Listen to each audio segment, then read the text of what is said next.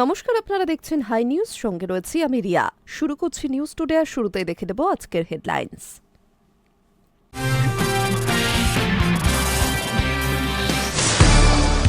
বাংলায় এসে বাংলা শাসক দলকে জঙ্গলরাজ বলে কটাক্ষ প্রধানমন্ত্রীর। ভার্চুয়ালি বক্তৃতায় পশ্চিমবঙ্গে জঙ্গলরাজ চলছে বলে মন্তব্য মোদীর। দুদিনের রাজ্য সফরে অমিত শাহ, তবে কোনো সভা নয়। রাজ্য বিজেপি নেতাদের সঙ্গে বৈঠক করবেন অমিত শাহ।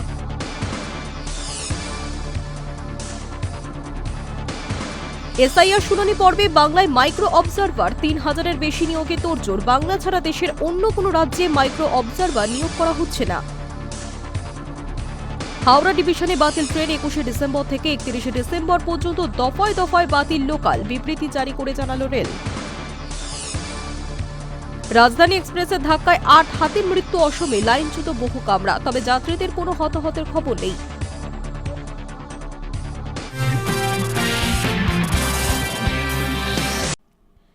বাংলায় এসে বাংলা শাসক দলকে জঙ্গলরাজ বলে কটাক্ষ প্রধানমন্ত্রীর। খারাপ আবহাওয়ার জন্য তাহেরপুরে পৌঁছাতে পারেননি প্রধানমন্ত্রী। বক্তব্য রেখেছেন ভার্চুয়ালি, আর সেখান থেকেই পশ্চিমবঙ্গে জঙ্গলরাজ চলছে বলে মন্তব্য প্রধানমন্ত্রী মোদীর। লাল আমলের অবসান হলেও পশ্চিমবঙ্গে এখনও মহা জঙ্গলরাজ চলছে। বাংলায় এসে এমনই অভিযোগ করলেন প্রধানমন্ত্রী। তার দাবি, রাজ্যের গলি ঘুপচিতেও শিশুরা পর্যন্ত বলছে বাঁচতে হলে বিজেপির প্রয়োজন। বাংলার সার্বিক উন্নয়নের জন্য কেন্দ্রীয় সরকারের তরফে অর্থ বরাদ্দ বা সদিচ্ছার কোনো ঘাটতি নেই বলে জানিয়ে প্রধানমন্ত্রী অনুন্নয়নের দায় সরাসরি রাজ্যের শাসক দল তৃণমূল কংগ্রেসের উপর চাপিয়েছেন।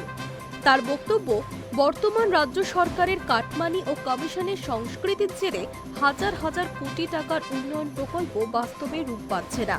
তার অভিযোগ, এই দুর্নীতির কারণেই সাধারণ মানুষ উন্নয়নের সুফল থেকে বঞ্চিত হচ্ছেন।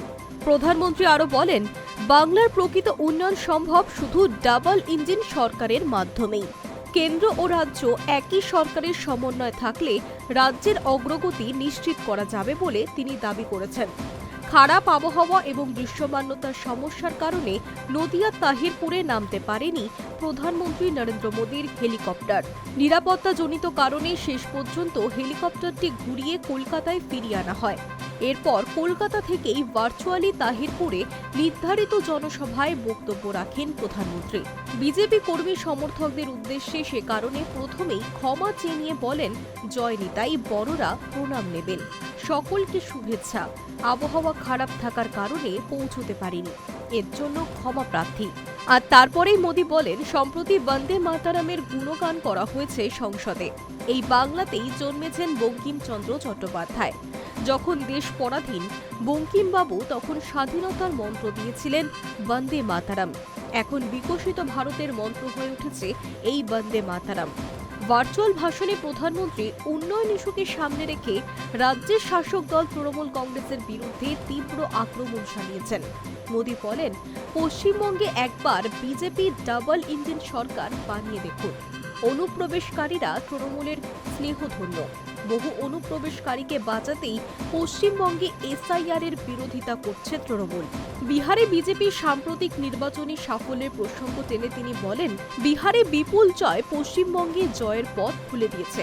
পশ্চিমবঙ্গেও জঙ্গল রাজের অবসান হবে। বাংলার গলি গলিতে আজ আওয়াজ উঠছে, বাঁচতে চাই বিজেপি তাই।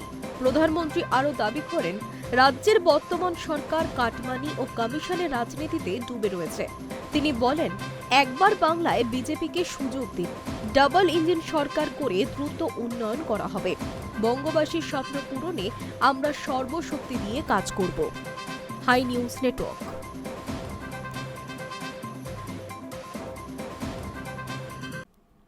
লোকসভায় বঙ্কিমচন্দ্র চট্টোপাধ্যায়কে বঙ্কিমদা বলে সম্বোধন করেছিলেন প্রধানমন্ত্রী নরেন্দ্র মোদী। তা নিয়ে তোলপাড় বঙ্গ রাজনীতি। সেই বিতর্কের আবহে বাংলায় এসে খানিক সাবধানী প্রধানমন্ত্রী। বন্দে মাতরমের স্রষ্টা বঙ্কিমচন্দ্রকে তিনি এবার ঋষি বাবু বলে সম্বোধন করলেন।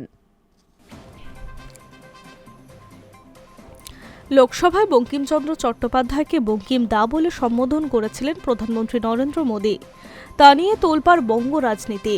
সেই বিতর্কের আবহে বাংলায় এসে খানিক সাবধানী প্রধানমন্ত্রী। বন্দে মাতরমের স্রষ্টা বঙ্কিমচন্দ্রকে তিনি এবার ঋষি ও বাবু বলে সম্বোধন করলেন।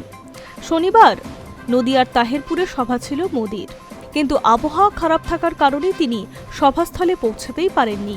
পরিবর্তনে কলকাতা বিমানবন্দর থেকে অডিও বার্তায় ভাষণ দিয়েছেন তিনি। এই ভাষণে বঙ্কিম আবেগও ছুঁয়ে যাওয়ার চেষ্টা করেছেন প্রধানমন্ত্রী। তিনি বলেছেন, সম্প্রতি সংসদে বন্দে মাতরমের গুণগান করা হয়েছে। এই বাংলাতেই জন্মেছে বঙ্কিমচন্দ্র চট্টোপাধ্যায়। যখন দেশ পরাধীন তখন স্বাধীনতার মন্ত্র দিয়েছিল বন্দে মাতরম। এখন বিকশিত ভারতের মন্ত্র বন্দে মাতরম। এই কথা বলতে গিয়েই বঙ্কিমচন্দ্রকে তিনি তখন ঋষি বলে সম্বোধন করেছেন, আবার কখনো বাবু বলেও সম্বোধন করেছেন। সম্প্রতি সংসদে বন্দে মাতরম নিয়ে আলোচনা হয়েছে। সেখানে প্রায় 1 ঘণ্টার বক্তৃতায় একাধিকবার বঙ্কিমচন্দ্রকে বঙ্কিম দা বলে সম্বোধন করেছিলেন প্রধানমন্ত্রী। তার বক্তৃতার সময় তখন 23 মিনিট।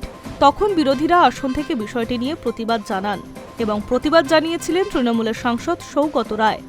বঙ্কিম দা সম্বোধনে আপত্তি জানিয়ে তিনি বলেন, অনন্ত বাবুও বলেন। বক্তৃতা থামিয়ে প্রধানমন্ত্রী সৌগতকে ধন্যবাদ জানিয়ে বলেন, আচ্ছা বাবু বলছি। তারপর খানিক লঘু চাইলেও সৌগতর উদ্দেশ্য মোদি বলেন, আপনাকে তো দাদা বলতে পারি। শাসক বেঞ্চ থেকে বসে থাকা অনেক সাংসদ হেসে ওঠেন। বিরোধী বেঞ্চ অবশ্য তুলনায় গম্ভীর ছিল। বিরোধীদের দাবি ছিল, সংসদে বন্দে মাতরম নিয়ে আলোচনার অন্যতম কারণই ছিল বাংলার আসন্ন বিধানসভা নির্বাচন। বঙ্কিমচন্দ্রকে নিয়ে আলোচনা করে বাঙালির আবেগকে কাজে লাগাতে চেয়েছিল বিজেপির শীর্ষ নেতৃত্বরা। কিন্তু মোদির বঙ্কিম দা বিভ্রাটে বেশ বিপাকে পড়তে হয় বিজেপিকে। বিষয়টি নিয়ে আসরে নামে বঙ্গের শাসক দল তৃণমূল। তাদের বক্তব্য, তারা যে বারবার বিজেপিকে বাংলা বিরোধী, বাংলা সংস্কৃতি বিরোধী আখ্যা দিয়ে এসেছে তা আবারও প্রমাণিত হয়েছে মোদির বঙ্কিম দা সম্বোধনে। বিজেপির নেতৃত্ব যে বাংলাকে চেনেই না, এই ঘটনা তারই প্রমাণ বলে দাবি করছে তৃণমূল। মুখ্যমন্ত্রী তথা তৃণমূল নেত্রী মমতা বন্দ্যোপাধ্যায়ও এই নিয়ে প্রধানমন্ত্রীকে কটাক্ষ করেছেন।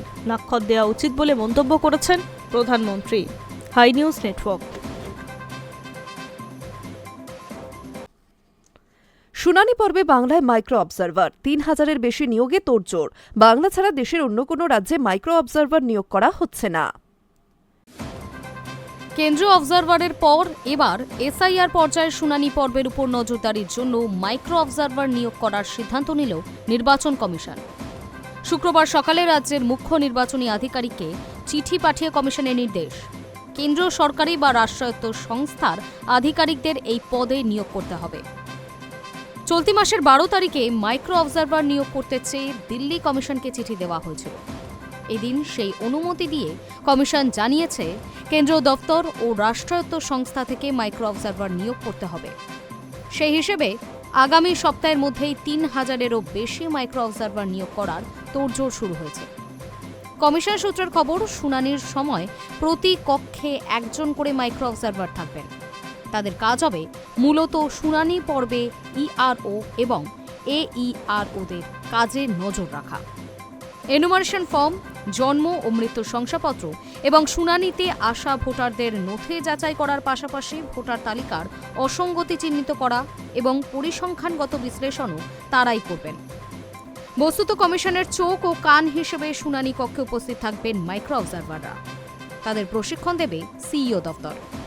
চূড়ান্ত ভোটার তালিকা প্রকাশ পর্যন্ত সিইওর অধীনেই তারা কাজ করবেন। পারিশ্রমিক হিসেবে পাবেন এককালীন 30,000 টাকা। নতুন কর্মী নিয়োগের নির্দেশ দিলেও এদিনও শুনানি কবে শুরু হবে তা বলতে ব্যর্থ কমিশন কর্তারা। সূত্রের খবর, শুনানির জন্য একটি বিশেষ সফটওয়্যার তৈরি করা হচ্ছে। সেই কাজ শেষ না হওয়ায় শুনানির পদ্ধতি জানা যাচ্ছে না। শুনানির ফর্মও পাঠানো হয়নি। কমিশন আধিকারিকদের ধারণা, আগামী 26 বা 27 তারিখ থেকে শুনানির কাজ শুরু করা হবে। উল্লেখ্য, বাংলা ছাড়া দেশের অন্য কোনো রাজ্যে মাইক্রো অবজারভার নিয়োগ করা হচ্ছে না। বিহারের ক্ষেত্রেও সেই নজির নেই। এরপরও অবশ্য কবে শুনানি হবে তা জানাতে পারেনি কমিশন। এসবের মধ্যেই এদিন কাজের চাপে মুর্শিদাবাদের ভগবান গোলায় মৃত্যু হয়েছে প্রভাস কুমার দাস নামে এক বিএলওর। পরিবারের অভিযোগ, ঠান্ডার মধ্যে রাত জেগে এসআইআর-এর কাজ করার চাপেই অসুস্থ হয়ে মৃত্যু হয়েছে তার। ডায়মন্ড হারবারের কালীচরণপুরে তপন মণ্ডল নামে এক বিএলও আত্মহত্যার চেষ্টা করলেও স্ত্রীর তৎপরতায় প্রাণে বাঁচানো গিয়েছে তাকে। তিনি আপাতত হাসপাতালে চিকিৎসাধীন। Hi News Network.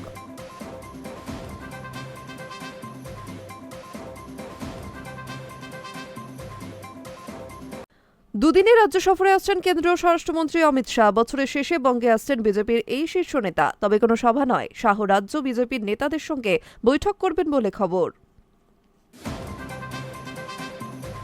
দুদিনের রাজ্য সফরে আসছেন কেন্দ্রীয় স্বরাষ্ট্রমন্ত্রী অমিত শাহ। বছরের শেষে বঙ্গে আসছেন বিজেপির এই শীর্ষ নেতা। তবে কোনো সভা নয়, শাহ রাজ্য বিজেপির নেতাদের সঙ্গে বৈঠক করবেন বলেই খবর। বছর ঘুরলেই বাংলায় বিধানসভা নির্বাচন, এসআইআর আবহে উত্তপ্ত রাজ্য রাজনীতি। জনসভা শুরু করেছেন মুখ্যমন্ত্রী মমতা বন্দ্যোপাধ্যায়। বিজেপি সূত্রে খবর, বিধানসভা নির্বাচনের আগে দলের রণনীতি, বুথ লেভেলে সাংগঠনিক শক্তি, কোন কোন ইস্যুকে কেন্দ্র করে বিজেপির লড়াইয়ে নামবে তা নিয়েই মূলত বৈঠক করবেন বিজেপির এই শীর্ষ নেতা। কবে আসবেন অমিত শাহ? সূত্র মারফত খবর, সবকিছু ঠিক থাকলে চলতি মাসের শেষে 29 থেকে 30 তারিখের মধ্যে বাংলায় আসবেন তিনি। বাংলায় অনুপ্রবেশ নিয়ে সরব বিজেপির বঙ্গীয় নেতারা। এসআইআরে 1 কোটির নাম বাদ যাবে বলেও সরব হয়েছেন শুভেন্দুরা। কিন্তু সাংগঠনিক শক্তি কতটা, বুথ লেভেলের শক্তি বৃদ্ধি হয়েছে কতটা, নির্বাচনে কোন পথে এগোবে দল তা নিয়েই বৈঠকে বসবেন অমিত শাহ। উল্লেখ্য, প্রধানমন্ত্রী নরেন্দ্র মোদীর পরই রাজ্যে আসতে চলেছেন অমিত শাহ। শনিবার রানাঘাট মহকুমার তাহেরপুরে সভা প্রধানমন্ত্রী নরেন্দ্র মোদীর। সরকারি সভার পাশাপাশি রাজনৈতিক সভা প্রধানমন্ত্রীর। সব ঠিক থাকলে প্রধানমন্ত্রীর পরই দুদিনের রাজ্য সফরে আসবেন স্বরাষ্ট্রমন্ত্রী Amit Shah. Hi News network.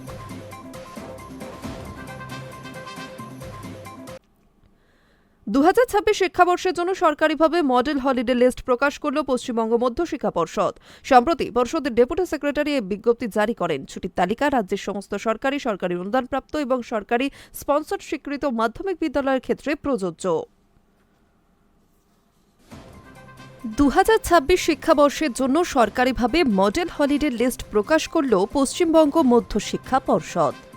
9 December 2025 তারিখে পর্ষদের ডেপুটি সেক্রেটারি এই বিজ্ঞপ্তি জারি করেন। ছুটির তালিকা রাজ্যের সমস্ত সরকারি অনুদানপ্রাপ্ত ও সরকারি স্পন্সর স্বীকৃত মাধ্যমিক বিদ্যালয়ের ক্ষেত্রে প্রযোজ্য। পর্ষদের নোটিফিকেশন অনুযায়ী 2026 শিক্ষাবর্ষে মোট ছুটির সংখ্যা নির্ধারিত হয়েছে 65 দিন। এর মধ্যে রয়েছে গ্রীষ্মাবকাশ, পুজোর ছুটি এবং বিভিন্ন ধর্মীয় ও সামাজিক উৎসব উপলক্ষে ঘোষিত ছুটি। রবিবারকে সাধারণ সাপ্তাহিক ছুটি হিসেবে ধরে এই গণনায় অন্তর্ভুক্ত করা হয়নি। পর্ষদে প্রকাশিত তালিকা অনুযায়ী নির্দিষ্ট কয়েকটি গুরুত্বপূর্ণ ছুটি হল 24 নভেম্বর গুরু নানকের জন্মদিন ও পার্শ্বনাথের রথযাত্রা, 25 ডিসেম্বর বড়দিন। এছাড়া গ্রীষ্মকালীন ছুটি ও পুজোর ছুটি বিস্তারিত সময়সূচি সংশ্লিষ্ট সার্কুলারে আলাদাভাবে উল্লেখ থাকবে বলে জানিয়েছে পর্ষদ। সেকশনাল ছুটি ও প্রধান শিক্ষকের বিবেচ্য দিন। পর্ষদ জানিয়েছে, একটি দিন প্রধান শিক্ষক বা প্রধান শিক্ষিকার বিবেচনার জন্য সংরক্ষিত থাকবে, যা প্রয়োজন অনুযায়ী ছুটি হিসেবে ঘোষণা করা যেতে পারে। এছাড়াও নির্দিষ্ট সম্প্রদায় বা এলাকার জন্য কিছু সেকশনাল হলিডে থাকছে। 1 ফেব্রুয়ারি গুরু রবিদাসের জন্মদিন এবং বীর চিলা রায়ের জন্মবার্ষিকী, 4 এপ্রিল ইস্টার স্যাটারডে, 30 জুন হুল দিবস, করম পুজো রাজ্য সরকার ঘোষিত তারিখ অনুযায়ী পালন হবে। এছাড়া শুধুমাত্র দার্জিলিং ও কালিম্পং জেলার জন্য 13 জুলাই কবি ভানু ভক্তের জন্মদিন উপলক্ষে ছুটি থাকবে। অবজারভেশন ডেতে ক্লাস বন্ধ, হাজিরা বাধ্যতামূলক। পর্ষদ স্পষ্টভাবে জানিয়েছে, কয়েকটি গুরুত্বপূর্ণ জাতীয় এবং সামাজিক দিবসে ক্লাস হবে না, তবে শিক্ষক শিক্ষিকা, শিক্ষাকর্মী ও ছাত্রছাত্রীদের উপস্থিতি বাধ্যতামূলক। এই অবজারভেশন ডেগুলির মধ্যে রয়েছে 23 জানুয়ারি, 26 জানুয়ারি, 15 আগস্ট, 5 সেপ্টেম্বর, 26 সেপ্টেম্বর। এই দিনগুলিতে নিয়মিত পঠন পাঠন বন্ধ থাকলেও বিদ্যালয়ে আনুষ্ঠানিকভাবে দিবস পালন করতে হবে। পর্ষদের তরফে নির্দেশ দেওয়া হচ্ছে, কোনো স্কুল এই ছুটির তালিকার বাইরে গিয়ে অতিরিক্ত ছুটি ঘোষণা করতে পারবে না। প্রয়োজনে সংশ্লিষ্ট বিধি মেনে পর্ষদের অনুমতি নিতে হবে। Hi News network.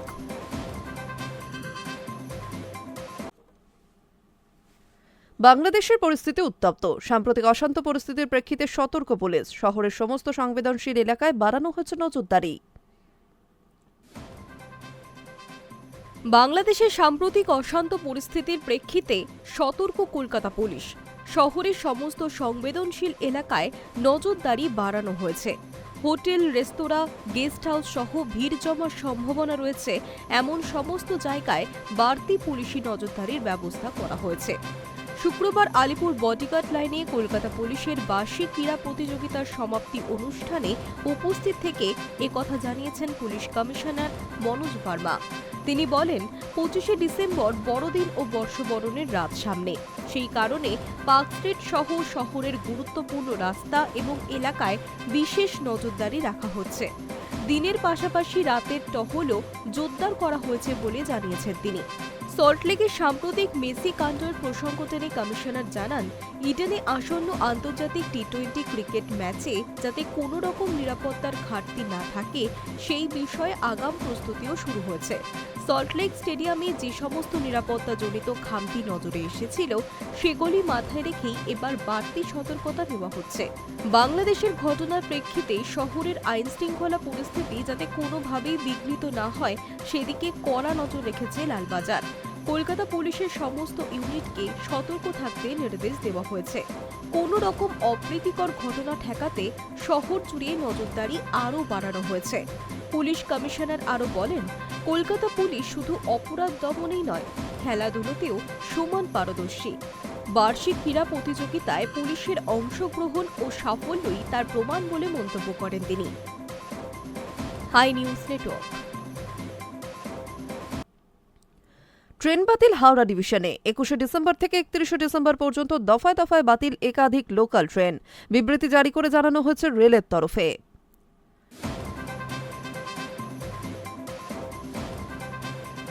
ফের ট্রেন বাতিল হাওড়া ডিভিশনে 21শে ডিসেম্বর থেকে 31শে ডিসেম্বর পর্যন্ত দফায় দফায় বাতিল থাকছে একাধিক লোকাল ট্রেন।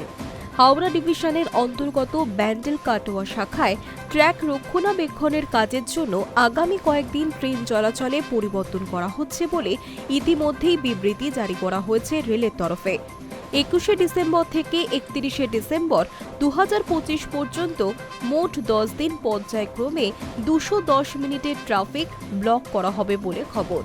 সেই কারণে বেশ কিছু লোকাল ট্রেন বাতিলের পাশাপাশি কয়েকটি এক্সপ্রেস ট্রেনের যাত্রাপথও নিয়ন্ত্রণ করা হচ্ছে। 21 থেকে 24শে ডিসেম্বর পর্যন্ত বাতিল থাকছে ব্যান্ডেল থেকে 37749, কাটোয়া থেকে 37748, 27, 30 এবং 31শে ডিসেম্বর যে লোকালগুলি বাতিল থাকছে ব্যান্ডেল থেকে 37741, কাটোয়া থেকে 37742। রক্ষণাবেক্ষণের কাজের কারণে 22 এবং 23শে ডিসেম্বর 37924 কাটোয়া হাওড়া লোকাল পূর্ব নির্ধারিত সময় দুপুর 2:45 মিনিটের পরিবর্তে বিকেল 3টের সময় ছাড়ছে। পাশাপাশি 29 তারিখ 13421 নবদ্বীপ ধাম মালদা টাউন এক্সপ্রেসের যাত্রাপথ নিয়ন্ত্রিত করা হচ্ছে। একই সঙ্গে 27, 28, 30 ও 31শে ডিসেম্বর 13431 নবদ্বীপ ধাম বালুরঘাট এক্সপ্রেসের যাত্রাপথ নিয়ন্ত্রিত করা হচ্ছে। একই সঙ্গে হাওড়া ডিভিশনের বিভিন্ন শাখায় রেললাইনের রক্ষণাবেক্ষণ কাজের জন্য আগামী 21শে ডিসেম্বর শনিবারও বেশ কিছু ট্রেন বাতিল।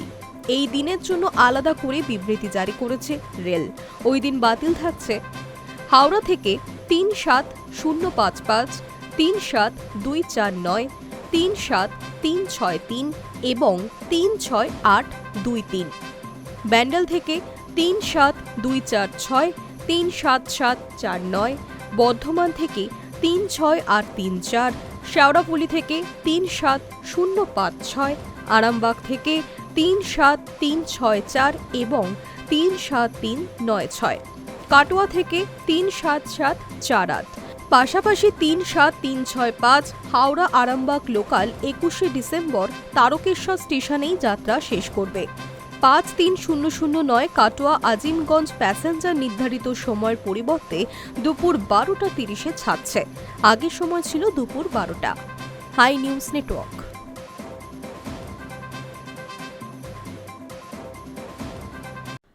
ক্রমাগত বাড়তে থাকা বায়ু দূষণে হাঁসফাঁস করছে রাজধানী। প্রাথমিকে অনলাইন ক্লাসের নির্দেশ আগেই জারি করা হয়েছিল। এবার শিশুদের সুরক্ষিত রাখতে আরও বড় সিদ্ধান্ত নিল দিল্লি সরকার। শহর জুড়ে সরকারি স্কুলগুলিতে ধাপে ধাপে ক্লাসরুমে এয়ার পিউরিফায়ার বসানোর পরিকল্পনা ঘোষণা করা হয়েছে। ক্রমাগত বাড়তে থাকা বায়ু দূষণে হাঁসফাঁস করছে রাজধানী। প্রাথমিকে অনলাইন ক্লাসের নির্দেশের আগে জারি করা হয়েছিল। এবার শিশুদের সুরক্ষিত রাখতে আরও বড় সিদ্ধান্ত নিল দিল্লি সরকার। শহর জুড়ে সরকারি স্কুলগুলিতে ধাপে ধাপে ক্লাসরুমে এয়ার পিউরিফায়ার বসানোর পরিকল্পনা ঘোষণা করা হয়েছে। প্রথম পর্যায়ে 10,000 ক্লাসরুমে এয়ার পিউরিফায়ার বসানো হবে বলে বৃহস্পতিবার জানালেন দিল্লির শিক্ষামন্ত্রী আশিস সুদ। মন্ত্রী জানান, এই প্রকল্প বাস্তবায়নের জন্য বৃহস্পতিবারই টেন্ডার ডাকা হয়েছে, যার মাধ্যমে গোটা দিল্লির সরকারি স্কুলগুলিতে পরিষ্কার অভ্যন্তরীণ বাতাস নিশ্চিত করার কাজ শুরু হয়। আশিস সুদের কথায় প্রথম পর্যায়ে কাজ শেষ হলে এই উদ্যোগ আরও বিস্তৃত হবে। পরবর্তী ধাপে দিল্লির সমস্ত সরকারি স্কুলের প্রতিটি ক্লাসরুমে এয়ার পিউরিফায়ার বসানো হবে। শিশুদের শ্বাস প্রশ্বাস নিয়ে আমরা কোনো আপোষ করি না, কাউকে করতেও দেব না, এমনটাই জানান তিনি।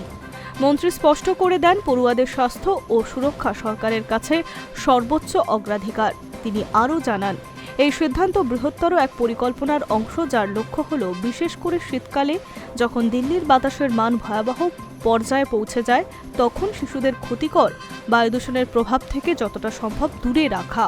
দিল্লি দীর্ঘদিন ধরেই ভেরি পুয়ার এবং সিভিয়ার এয়ার কোয়ালিটির সঙ্গে লড়াই করছে। বায়ুদূষণের সবচেয়ে বড় শিকারদের মধ্যে শিশুরাই অন্যতম। দূষণের জেরে তাদের মধ্যে শ্বাসকষ্ট, হাঁপানি এবং দীর্ঘমেয়াদী ফুসফুসের ক্ষতির ঝুঁকি অনেকটাই বেড়ে যায়। গত কয়েক সপ্তাহে দূষণের মাত্রা বেড়ে যাওয়ায় প্রশাসনকে একাধিক জরুরি ব্যবস্থা নিতে হয়েছে। নির্মাণের কাজে নিষেধাজ্ঞা, যানবাহন চলাচলে কড়াকড়ি, ছোটদের স্কুল পরিচালনার পরিবর্তন, এই আবহে ক্লাসরুমের ভিতরে বাতাস পরিষ্কার করার দিকে নজর দিচ্ছে সরকার। সরকারি সূত্রে জানা গিয়েছে, ক্লাসরুমে এয়ার পিউরিফায়ার বসিয়ে পড়ুয়াদের ক্ষতিকারক পার্টিকুলেট ম্যাটারের সংস্পর্শ থেকে দূরে রাখাই মূল লক্ষ্য। আধিকারিকদের দাবি, এই কাজ পরিকল্পিত ও নজরদারির মধ্যেও করা হবে, যাতে বাস্তব ফল পাওয়া যায়। শিক্ষা দফতরের কর্তারা বলছেন, এই উদ্যোগ থেকে স্পষ্ট যে সরকার বুঝতে পারছে যে স্কুলের মতো জায়গা যেখানে শিশুরা দিনে বহু ঘন্টা কাটায়, সেখানে অভ্যন্তরীণ বায়ুদূষণ নিয়ন্ত্রণ আনা অত্যন্ত জরুরি। প্রতি বছরই বায়ুদূষণে দিল্লির সামনে বড় চ্যালেঞ্জ হয়ে দাঁড়ায়। এই অবস্থায় সরকারের এই সিদ্ধান্তকে পড়াশোনার ধারাবাহিকভাবে বজায় রেখে পড়ুয়াদের স্বাস্থ্য সুরক্ষা একটি গুরুত্বপূর্ণ পদক্ষেপ বলেই মনে করছে অনেকেই। শীতকালে দূষণের ঝুঁকি যতদিন থাকবে, ততদিন সরকারি স্কুলের ক্লাসরুমে ধাপে ধাপে এয়ার পিউরিফায়ার বসানোর এই উদ্যোগ শিশুদের সুরক্ষায় সম্পূর্ণ ভূমিকা নেবে। পাশাপাশি চলবে দূষণ কমানোর অন্যতম প্রচেষ্টাও। High News network. খোলা আকাশের নিচে রানওয়ে, সারিবদ্ধভাবে বসে রয়েছেন হাজার হাজার চাকরি প্রার্থী। দৃশ্যটি ওড়িশার সম্বলপুর জেলার। হোমগার্ড নিয়োগের পরীক্ষায় এই দৃশ্যটি দেখা গিয়েছে।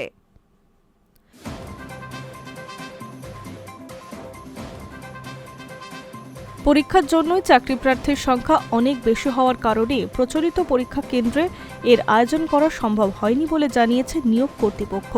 বাধ্য হয়ে জামাদার পালিতে একটি নির্মিত রানওয়ে ব্যবহার করা হয়। প্রার্থীদের রানওয়ের ওপরে বসে পরীক্ষা দিতে হয়, যদিও পরীক্ষাটি সুশৃঙ্খলভাবে পরিচালনা করা হয়েছে। সম্বলপুরের অতিরিক্ত পুলিশ সুপার জানিয়েছে, গত 16 ডিসেম্বর পরীক্ষাটি অনুষ্ঠিত হয়। প্রায় 10,000 আবেদনকারীর পরীক্ষার জন্য আবেদন করেছিলেন এবং পরীক্ষার দিন প্রায় 8,000 প্রার্থী উপস্থিত ছিলেন। তবে 8,000 প্রার্থীর জন্য 20টি স্কুল ব্যবস্থা করতে হতো। সম্বলপুরে এমন একটি জায়গা যেখানে প্রতি রবিবার বেশ কয়েকটি পরীক্ষা অনুষ্ঠিত হয়। একসঙ্গে এত বিপুল সংখ্যক পরীক্ষার্থীকে সামলানো কঠিন হয়ে পড়ত। সাধারণ পুলিশ ও সেনাবাহিনী নিয়োগের লিখিত ও শারীরিক পরীক্ষা খোলা মাঠে অনুষ্ঠিত হয়। তিনি বলেন, যে কোনো ধরনের অব্যবস্থাপনা এড়ানোর জন্যই আমরা এই ব্যবস্থা গ্রহণ করছি। হোমগার্ড পদে নিয়োগের জন্য শিক্ষাগত যোগ্যতা ছিল 5ম শ্রেণী। তবে এই পরীক্ষার জন্য স্নাতক এবং স্নাতকোত্তর ডিগ্রিধারী প্রার্থীরাও অংশগ্রহণ করেছিলেন বলে জানা গিয়েছে। উল্লেখ্য, পশ্চিম উড়িষ্যার 4টি নতুন এয়ারস্ট্রিপ নির্মাণের পরিকল্পনা নিয়েছে সেই রাজ্যের সরকার। উন্নত উড়ান পরিষেবার জন্যই এই উদ্যোগ। এর মধ্যে নির্মীয়মান জামাদার পলি রানওয়েতে এই পরীক্ষার ব্যবস্থা করা হয়। Hi News network.